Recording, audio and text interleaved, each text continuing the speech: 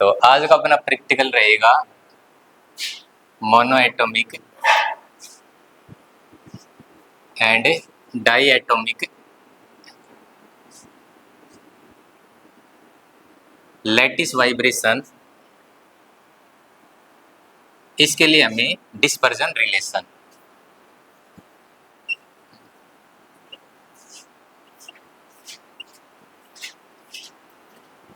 तो dispersion relation आप जानते हो कि फ्रीक्वेंसी आपकी ओमेगा वर्सेज वेव वेक्टर के, इन दोनों के मध्य में जो आपका रिलेशन आता है उसको क्या बोला जाता है? Dispersion relation.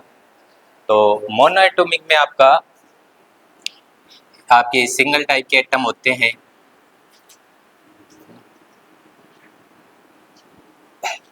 जैसे आपकी गैस के लिए बात करें, जैसे हीलियम गैस होगी, नियोन गैस हो गई, आर्गन, है ना, ये किसके एग्जाम्पल आपके? मोनोएटॉमिक के। ऐसे आपका चलता है डाईएटॉमिक का, ठीक है। तो डाईएटॉमिक में आपकी अलग अलग, जैसे CO हो गया, है ना, Na हो गया, इस प्रकार से। तो ये आपका डाईएटॉमिक और मोनोएटॉमिक, इन दोनों के लिए हम यहाँ पे बात करने वाले डिस्पर्जन रिलेशन के लिए। तो मोनोएटॉमिक के लिए जब हम बात करते हैं तो इस प्रकार से हम एटम्स को कंसीडर करते हैं और इनको आपस में हम एक स्प्रिंग के द्वारा कनेक्टेड मानकर चलते हैं, ठीक है। सबका मास क्या होता है? आपका सेम। इस आधार पे हम किसी भी पर्टिकुलर एटम के लिए हम यहाँ पे इक्वेशन लिखते हैं, इक्वेशन ऑफ मोशन,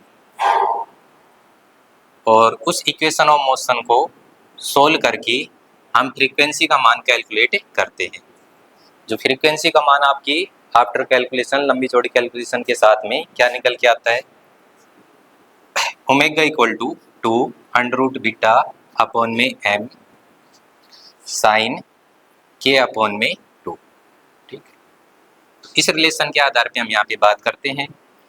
यहाँ पे हम इसको इसकी मैक्सिमम फ्रीक्वेंसी के रूप में भी रिप्रेजेंट कर सकते हैं कि साइन k अपॉन 2 की मैक्सिमम वैल्यू कितनी होती है? आपकी 1 होती है। तो ओमेगा मैक्सिमम का मान कितना हो जाता है आपका? 2√बीटा अपॉन में m। तो यहाँ पे इस प्रकार से हम एंगल को वेरी कर करके और यहाँ पे फ्रीक्वेंसी को मेजर करते हैं। इसके आधार पे आपकी CRO में पैटर्न आपको ऑब्जर्व करने के लिए मिलते हैं। तो CRO में आपका प्रत्येक π/2 के इंटरवल के साथ में, π/2 के इंटरवल के साथ में आपको इस प्रकार का पैटर्न दिखाई देता है। आपका इस प्रकार से लाइन दिखाई देगी, लाइन के बाद में आपका ये इलिप्स टाइप का दिखाई देगा, एंड नेक्स्ट इस प्रकार से आपकी लाइन वापस आपका क्या चलेगा? इलिप्स। तो इस प्रकार का आपको ये पैटर्न ऑब्जर्व करना है। इसके रेस्पेक्ट में आपको ये थीटा की वैल्यू देखनी है, 0 डिग्री, π/2, पाई एंड 3π/2, इस प्रकार से। तो इसके रेस्पेक्ट में आपको इस एंगल के साथ में इस फ्रीक्वेंसी को आपको ऑब्जर्व करना है। तो कैलकुलेट और जो आपका एक्सपेरिमेंट से आपको प्राप्त हो रही है उसका यहाँ पे ऑब्जर्वेशन देखना होता है। यहाँ पे हमें फ्रीक्वेंसी को मेजर करना होगा।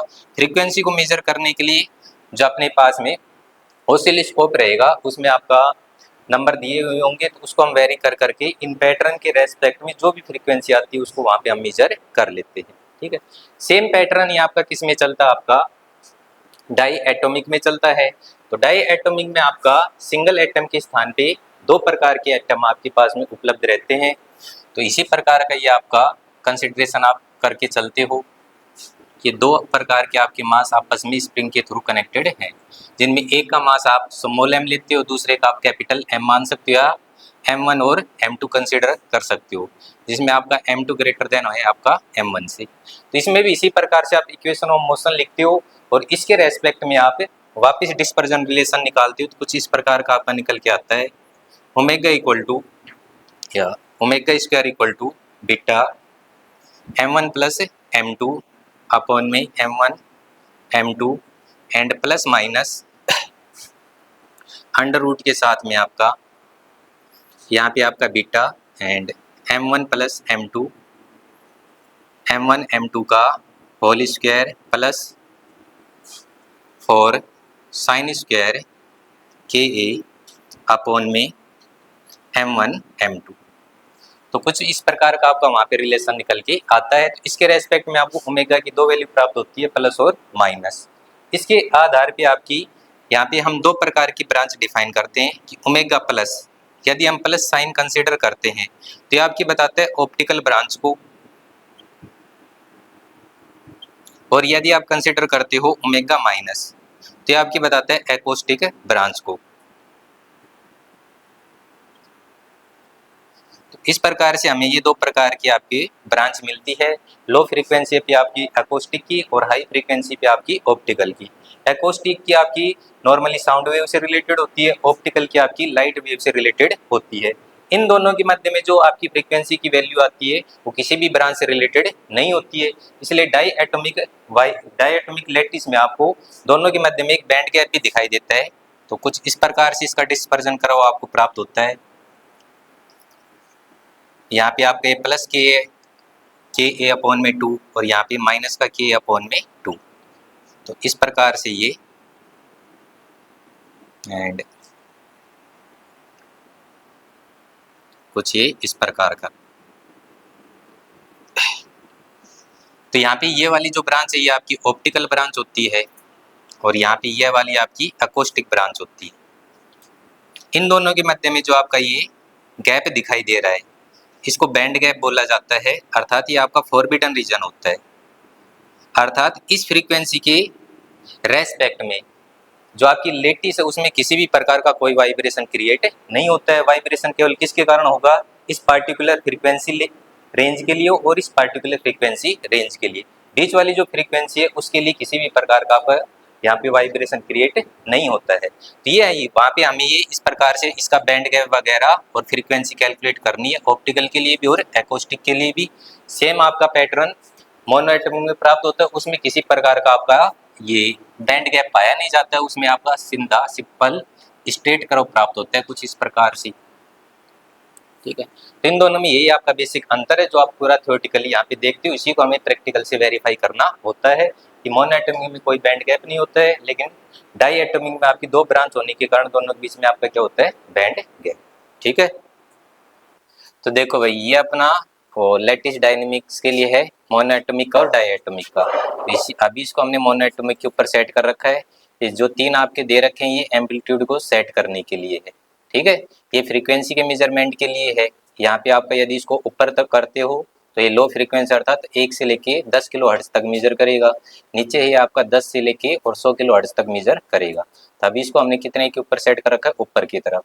तो ये कहाँ से कहाँ तक जाएगा, 1 से लेके 10 किलो हर्ट्ज तक। ठीक है, इसके लिए यहाँ पे हमें फ्रीक्वेंसी को मेजर करने के लिए यहाँ पे वेरिएबल फ्रीक्वेंसी के लिए बटन दे रखा आपको।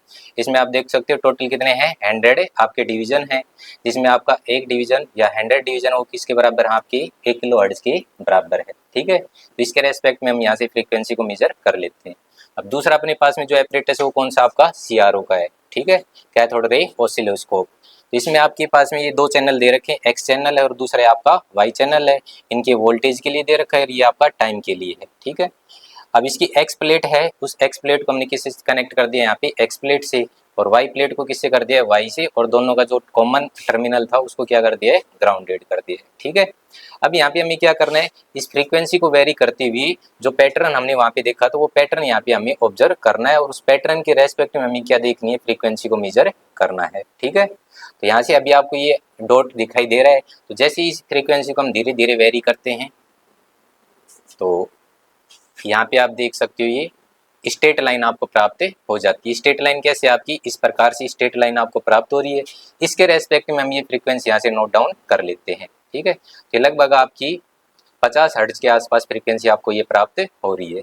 इसके बाद में इस फ्रीक्वेंसी को वापस आप धीरे धीरे चेंज करोगे तो स्ट्रेट लाइन है वो किस में कन्वर्ट हो जाएगी, आपकी इलिप्स में कन्वर्ट हो जाएगी। तो धीरे धीरे इसको आपको चेंज करना है। ये देखो इलिप्स बनना आपका स्टार्ट हो गया है। तो इस प्रकार से आप इसको धीरे धीरे वेरी करते रहोगे और यहाँ पे आप इसकी फ्रीक्वेंसी को मेजर कर लोगे। तो इसके ऊपर आपकी फ्रीक्वेंसी वापस आपकी कितनी आ रही है, 2 किलो हर्ट्ज तो मेन स्केल के ऊपर है, और इस वर्नियर के ऊपर आपके कितने आ रहे हैं, लगभग ये 30 अर्थात कितना हो गया, 300 हर्ट्ज। तो टोटल आपकी कितनी फ्रीक्वेंसी होगी, ये 2.3 किलो हर्ट्ज। ऐसे ही अब इसको वापस आप यदि चेंज करो तो इलिप्स है वापस आपका किस में चेंज होने लग जाएगा, लाइन में।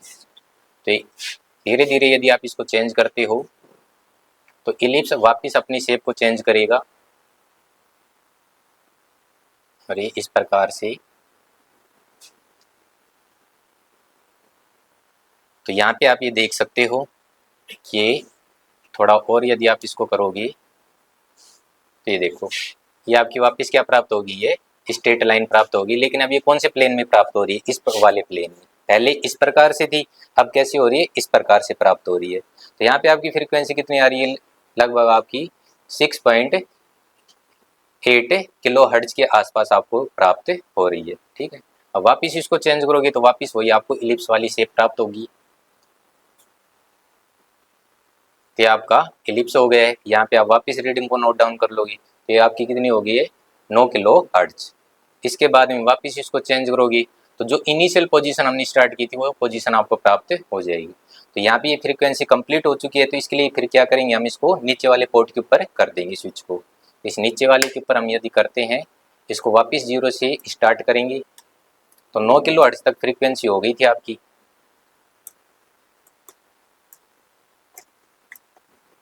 तो यहाँ पे यदि हम ये देखते हैं तो वापिस आपको ये क्या प्राप्त हो रही है, स्ट्रेट लाइन प्राप्त हो रही है।